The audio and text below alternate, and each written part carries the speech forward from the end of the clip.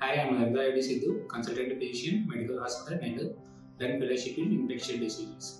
ఇప్పుడు మనం ఎక్కువగా చాలా మంది భయపడుతూ ఉన్నారు. మళ్ళీ కోవిడ్ లాగా ఇంకొక ఎపిడమిక్ వస్తుంది, పాండమిక్ వస్తుంది, చైనాగా ఆల్రెడీ స్టార్ట్ అయింది, చాలా డెత్లు అవుతున్నాయి అని చెప్పి.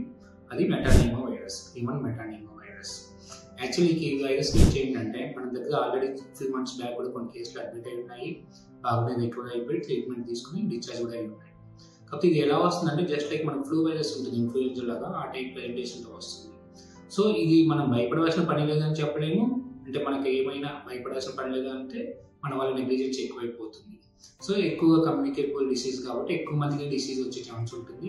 సో వాళ్ళ ఇమ్యూనిటీ ఎలా ఉంటుందో మనకు తెలియదు. కాబట్టి మన కోవిడ్లో అయితే ఏ జాగ్రత్తలు తీసుకున్నాము, మాస్క్ పెట్టుకోవడం కానివ్వండి, హ్యాండ్ వాష్ చేసుకోవడం కానివ్వండి, సోషల్ డిస్టెన్స్ మెయింటైన్ చేయడం కానివ్వండి, అంటే మనకు తెలిసిన వాళ్ళు కానీ మన బంధువులు కానీ ఫ్రెండ్స్ కానీ ఎవరైనా కానీ ఒక కాఫ్ ఫీవర్తో ఉన్నప్పుడు కొంచెం డిస్టెన్స్ మెయింటైన్ చేయడం, వాళ్ళు తీసుకునే ఫుడ్ మనం తీసుకోకపోవడం, అంటే వాళ్ళు వాడే వాటర్ కానీ ఫుడ్ కానీ మనం అవాయిడ్ చేయడం, ఎందుకంటే మనకి డాక్టర్స్ వాళ్ళు కూడా స్ప్రెడ్ అయ్యే ఛాన్స్ ఉంటుంది.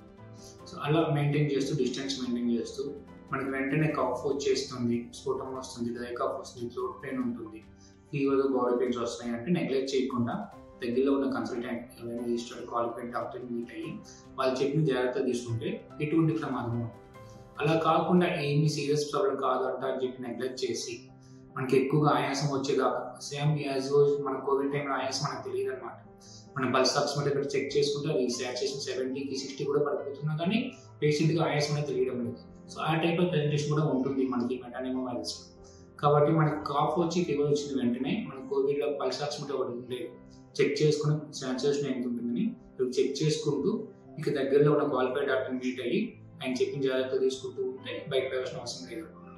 సో యాజ్ యూజువల్ మనం అంత భయపడి ప్యానిక్ అవ్వాల్సిన అవసరం లేదు, అలా అని చెప్పి నెగ్లెక్ట్ చేయాల్సిన పని కూడా లేదు. మీకు వెంటనే ఫీవర్ కానీ కాఫ్ బాడీ పెయిన్స్ ఉంటే దగ్గరలో ఉన్న క్వాలిఫైడ్ డాక్టర్ని కలవండి, జాగ్రత్తగా ఉండండి. Thank you.